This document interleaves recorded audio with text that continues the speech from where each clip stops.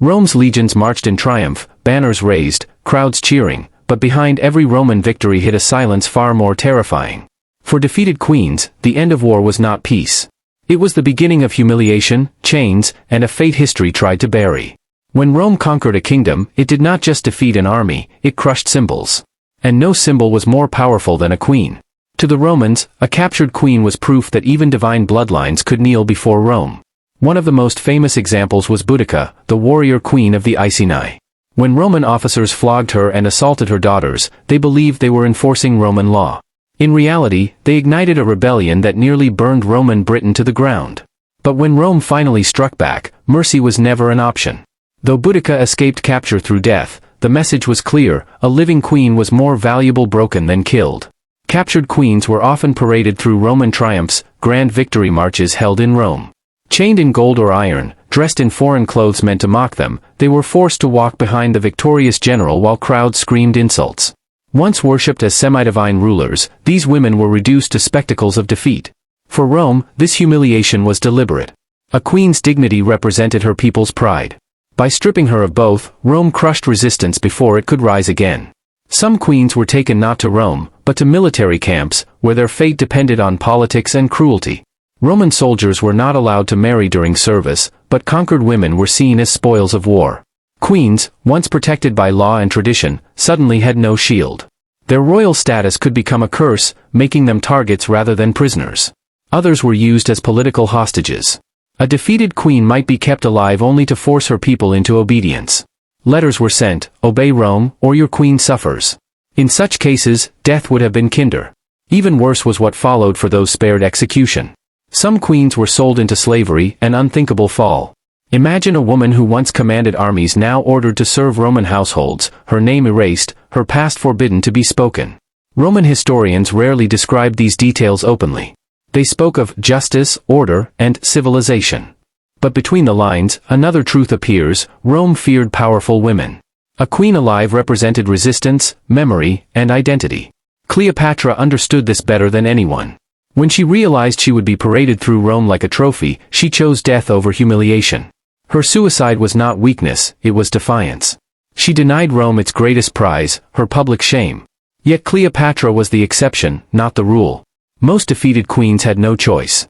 Their nights were filled with uncertainty, their days with silence. Some disappeared from records entirely, as if Rome believed that erasing their names would erase their power. But history remembers whispers, even when Rome tried to bury screams. And what happened next was even darker. After the triumphs ended and the crowds dispersed, Rome's cruelty did not soften, it simply became quieter.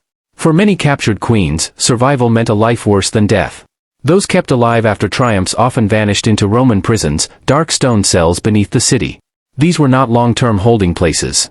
They were waiting rooms, for execution, enslavement, or disappearance. Roman law allowed generals enormous freedom in deciding a captive's fate, especially if she was considered dangerous. Execution was sometimes public, sometimes secret. A queen might be strangled in a cell, poisoned quietly, or killed far from witnesses. Rome preferred silence. A dead queen could not inspire rebellion.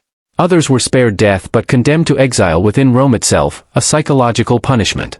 Imagine walking streets where your people cheered your humiliation, hearing a language you hated, knowing your homeland was gone forever. This was Rome's version of mercy.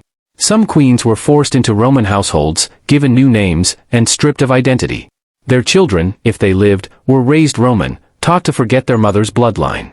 This was conquest at its most efficient, not by sword, but by memory erasure. Roman writers often portrayed these queens as barbaric, arrogant, or immoral, justifying their treatment. It was propaganda.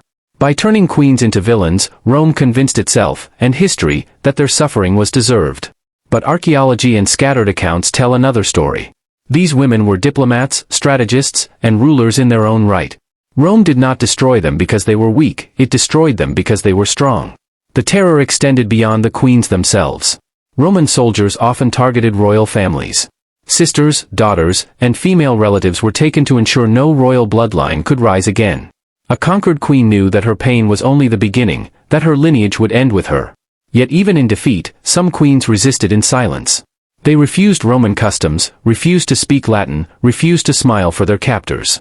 Resistance did not always roar, sometimes it whispered. Rome eventually fell, but these queens did not return. Their names faded, their stories fragmented, but their suffering remains carved into history's shadow. Every Roman statue celebrating victory stands on an unspoken truth: empire was built not only with roads and laws, but with broken crowns and silenced women. So when we imagine Roman glory, we must also imagine the chains behind the banners, the tears behind the cheers, and the queens whose terrifying fate was meant to warn the world. Defy Rome, and even royalty will beg for death.